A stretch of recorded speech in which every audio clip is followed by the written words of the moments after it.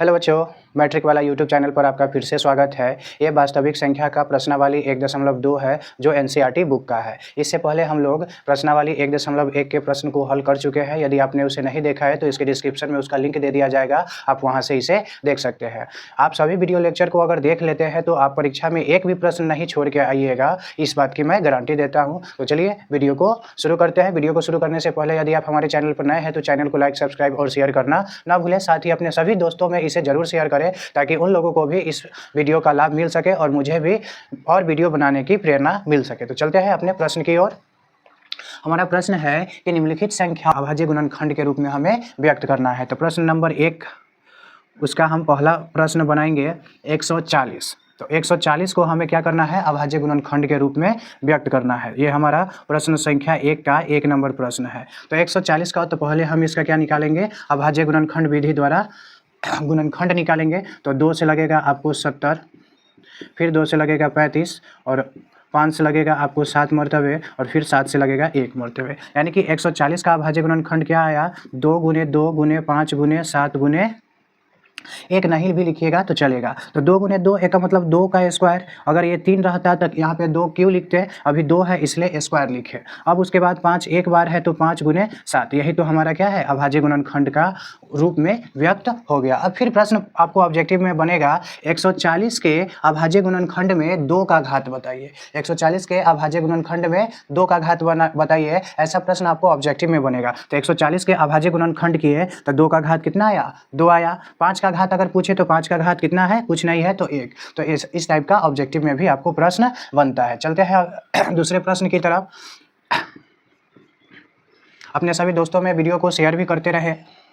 दूसरा प्रश्न है हमारा 156। तो 156 का अभाज्य गुणनखंड करेंगे तो 2 से हमारा लगेगा, तो 2 से लगेगा तो 7 और ये बचा 1 16 78 मरतबे। फिर 2 से लगेगा हमारा 3 39 मरतबे। अब 3 से लगेगा 13 मरतबे और फिर लगेगा हमारा 13 से 1 मरतबे। तो 156 का क्या हो जाएगा, 2 गुने 2 गुने 3 गुने 13, 2 गुने 2 गुने 3 गुने 13। तो ये हो जाएगा 2 का स्क्वायर गुने 3 गुने 13। ठीक है, चलते हैं हम अपने अगले प्रश्न की तरफ। आप स्क्रीनशॉट लेते रहे। चलिए इसको हम मिटा देते हैं। हमारा अगला है 38 25। अगला हमारा है 3 नंबर 38 25। 38 25 का गुणनखंड करेंगे तो हाँ, ये हमारा 3 से लगेगा, 3 से लगेगा 1 मरतबे 2 मरतबे 12 23 36 बचा 22 7 1 15 1275। फिर हमारा लगेगा 3 मरतबे 4 तिहाई 12 और 25 तिहाई 75। अब ये हमारा लगेगा 4 2 6 5 11 5 मरतबे 9 पचे 45 8 पंचे 40 और बचा 25। उसके बाद आपको लगेगा 5 से 17 मरतबे, फिर 17 से लगेगा हमारा 1 मरतबे। तो 38 25 का क्या लिख सकते हैं, 2 गुने 3 गुने 5 गुने 5 गुने 17। तो यहाँ हमारा क्या हो गया, 2 गुने 3 गुने 5 का स्क्वायर गुने 17। चलते हैं अगले प्रश्न की ओर। प्रश्न संख्या 4, 5005 का हमें निकालना है।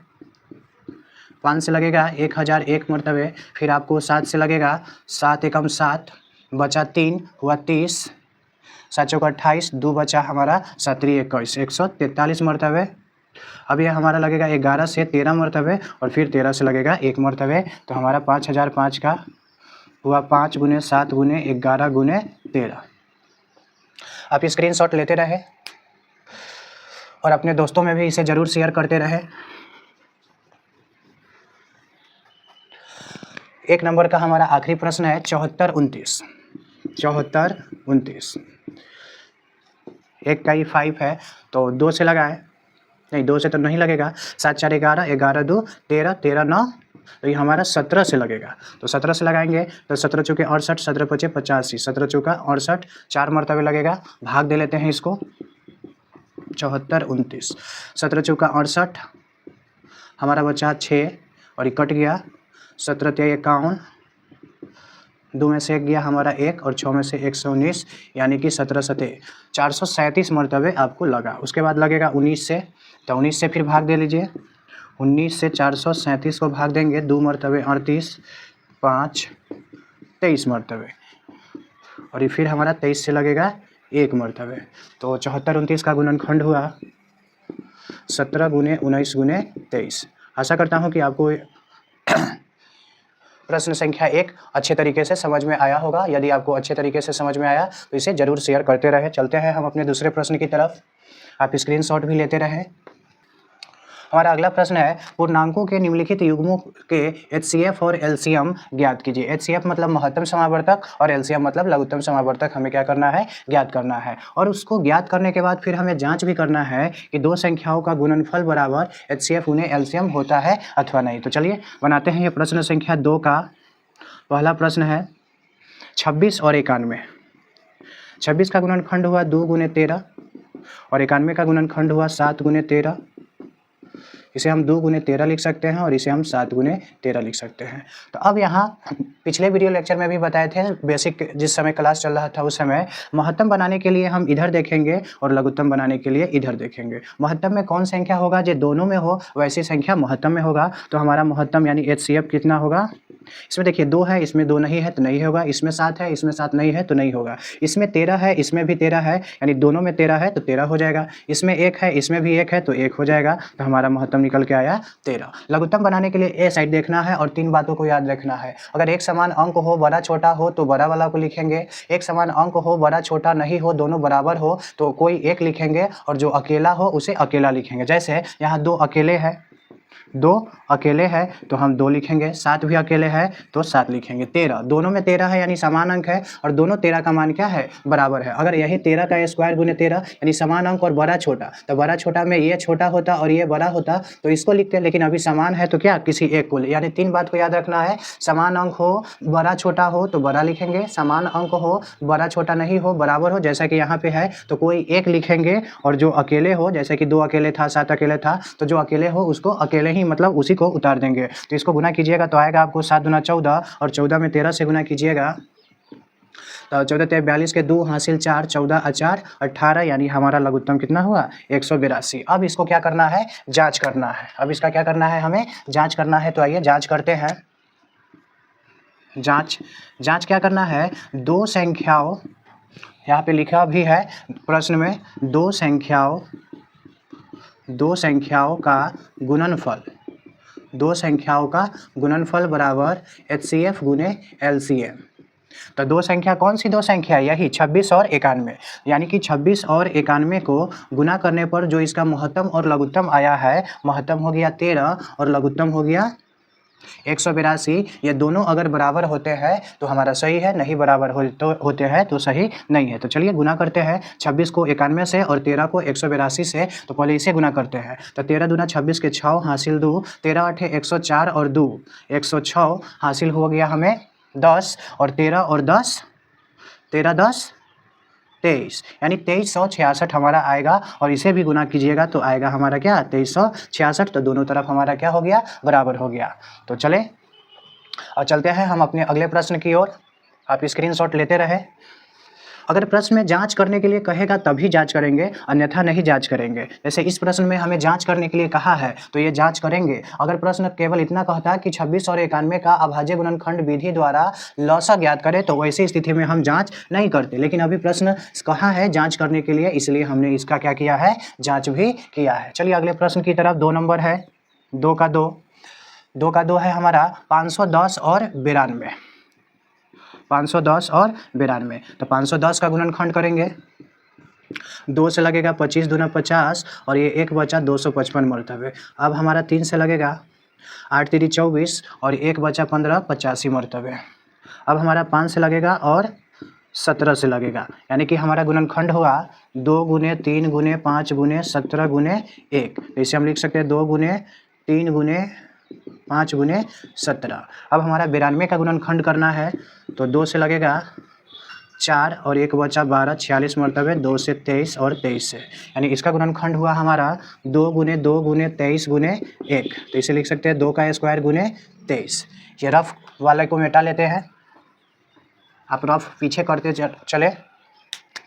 अब मौसा, तो हमारा मौसा क्या होगा, जो दोनों में हो। तो इसमें भी 2 है, इसमें भी 2 है, ये 2 हुआ। इसमें 3 है, इसमें कहीं पे 3 नहीं है तो नहीं होगा। इसमें 5 है, इसमें कहीं पे 5 नहीं है तो हमारा नहीं होगा। इसमें 17, इसमें भी 17 नहीं है, लेकिन एक दोनों में है तो हमारा मौसा क्या हो जाएगा, 2। लौसा के लिए क्या अभी बताए थे कि एक समान का अंक हो। जैसे इसमें देखिए 2 2 एक समान अंक है और बड़ा छोटा है। 2 स्क्वायर मतलब 4 हुआ और ये 2 का मतलब 2 ही हुआ। तो 2 स्क्वायर मतलब 4 हुआ, तो ये बड़ा हुआ तो बड़ा वाला को लिखेंगे।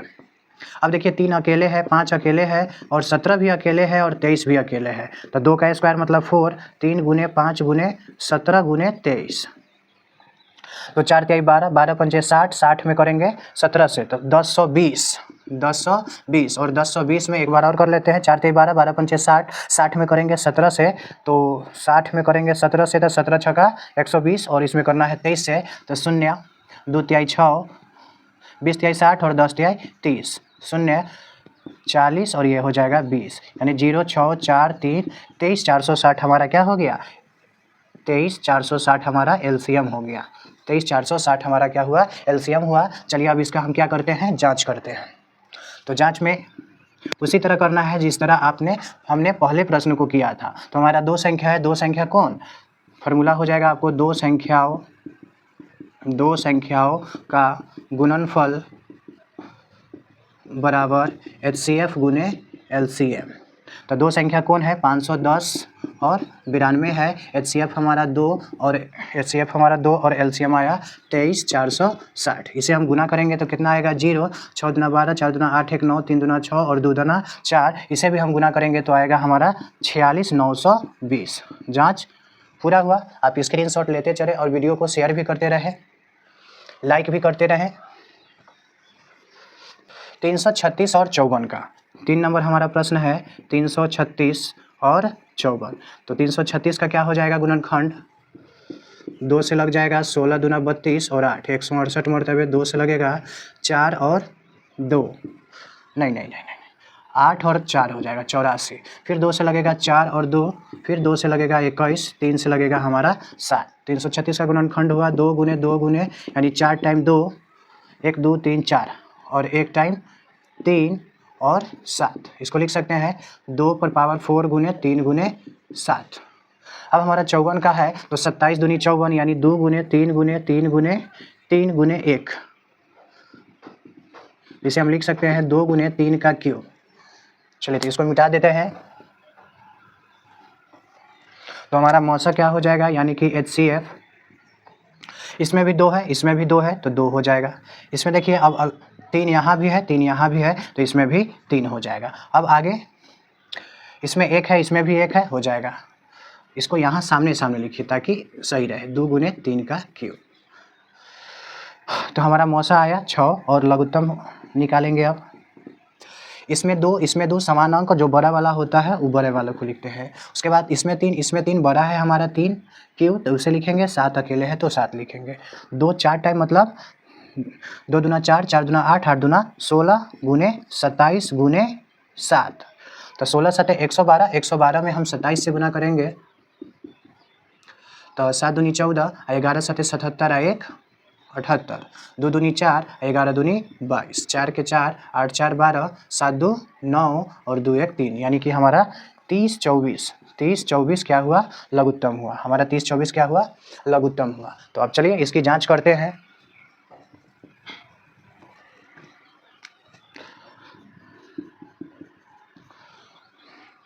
दो संख्याओं का, आप वीडियो को शेयर भी करते रहें।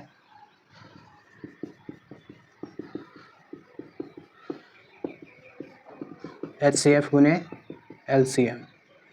तो 2 संख्या कौन, 336 और 54। HCF हमारा निकल के आया 6 और LCM हो गया हमारा 30 24। अब इसको गुना किया जाए तो इधर से गुना करते हैं, 6 चक 24 के 4 हासिल 2, 6 दूनी 12 2 14, 6 चक 24 के 4 हासिल 2, 6 दूना 12 2 14 और 6 3 18, यानी 18 144 हमारा क्या आएगा, इसका जांच आएगा। चलते हैं हम अपने अगले प्रश्न की ओर। आप स्क्रीनशॉट लेते रहें और अपने दोस्तों में भी इसे ज़रूर शेयर करते रहें।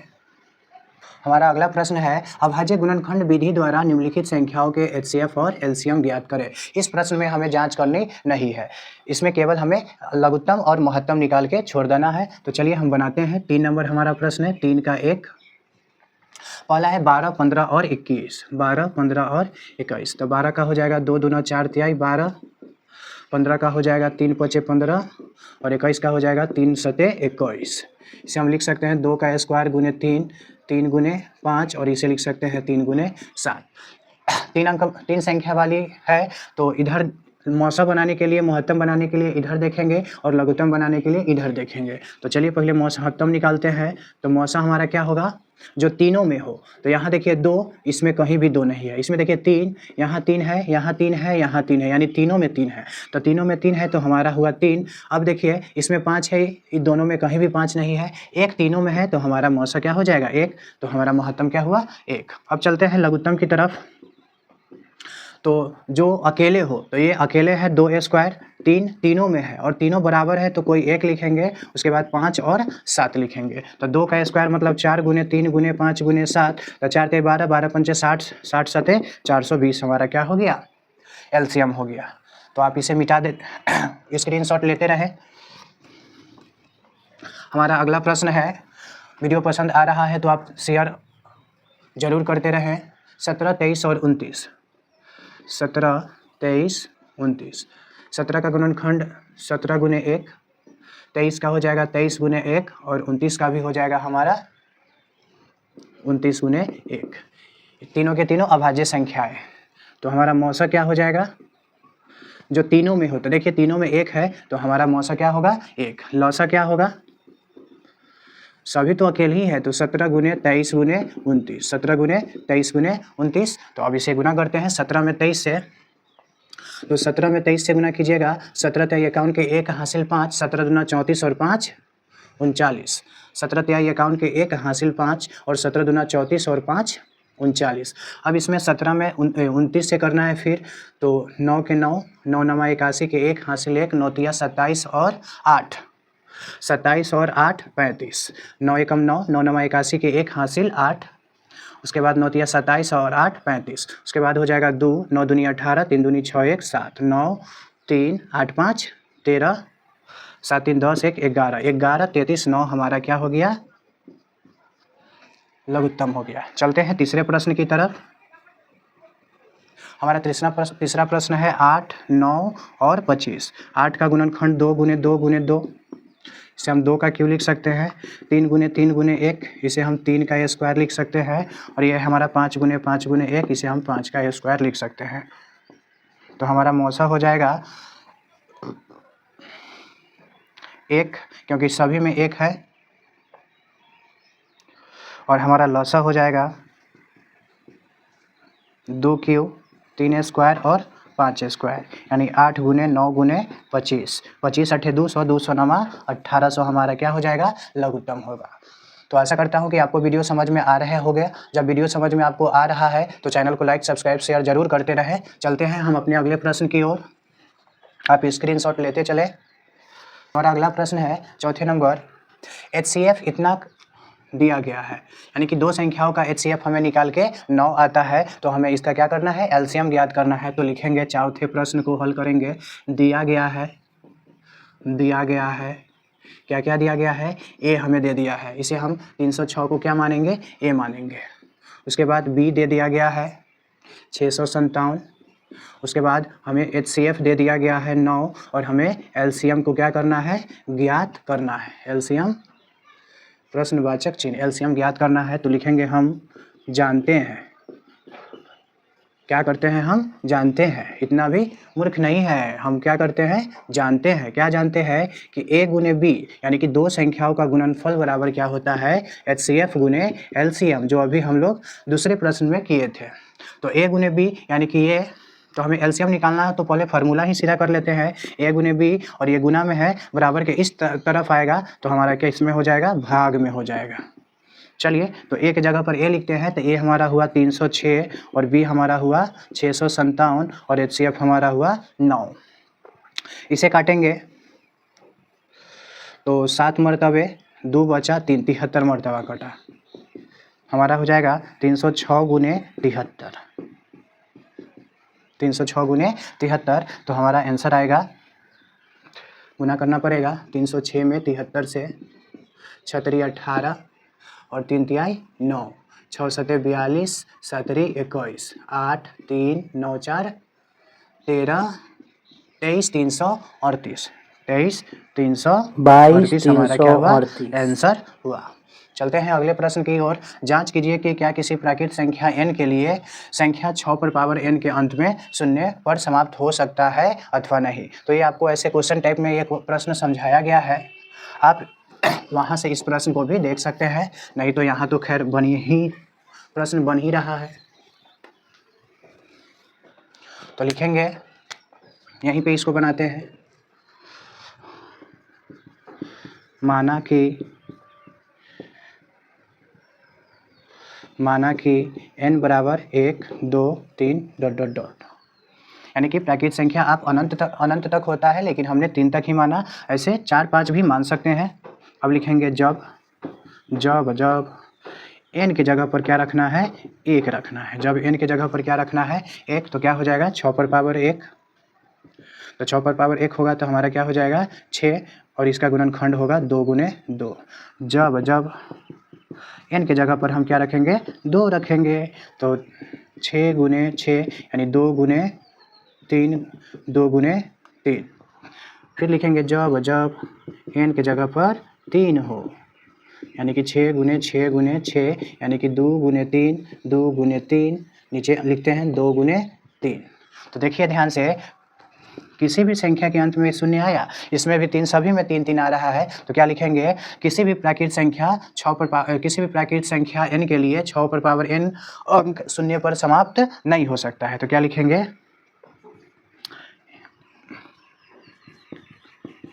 किसी भी संख्या n के लिए, किसी प्राकृत संख्या n के लिए, किसी प्राकृत संख्या n के लिए संख्या 6 पर पावर n अंक शून्य पर समाप्त नहीं हो सकता है, शून्य पर समाप्त नहीं हो सकता है। तो आशा करता हूं कि आपको यह वीडियो लेक्चर बहुत अच्छे तरीके से समझ में आया होगा। यदि आपको यह वीडियो लेक्चर बहुत अच्छे तरीके से समझ में आया तो चैनल को लाइक, सब्सक्राइब और शेयर करना ना भूलें। साथ ही अपने स्कूल के सभी दोस्तों में इसे ज़रूर बताएं। अपने रिश्तेदार में जो भी दीदी भाई बहन दोस्त पढ़ रहे हैं, उन्हें भी इसके बारे में आप ज़रूर बताएं। अगला वीडियो लेक्चर हमारा प्रश्नावली 1.2 का ही जो बचा हुआ प्रश्न है उसका होगा। इसी के साथ मैं आपसे विदा लेना चाहूँगा। धन्यवाद।